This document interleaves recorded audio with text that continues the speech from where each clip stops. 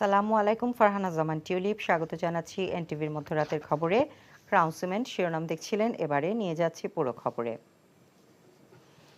বৈষম্য বিরোধী ছাত্র আন্দোলনের সরকারের পদত্যাগের এক দফা দাবির মুখে প্রধানমন্ত্রীর পদ থেকে পদত্যাগ করে দেশ ছেড়ে পালিয়ে দিল্লি গেছেন শেখ হাসিনা। সেখান থেকে তিনি লন্ডনে যাবেন বলে জানিয়েছে ইন্ডিয়া টুডে। এ সময় তার সাথে ছিলেন ছোট বোন শেখ রেহানা।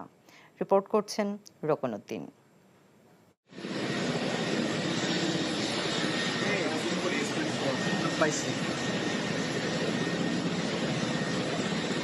বৈষম্য বিরোধী ছাত্র আন্দোলনের সরকারের পদত্যাগের এক দফা দাবির মুখে সোমবার দুপুরে প্রধানমন্ত্রীর পদ থেকে পদত্যাগ করেন শেখ হাসিনা।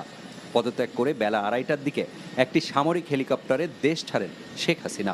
এ সময়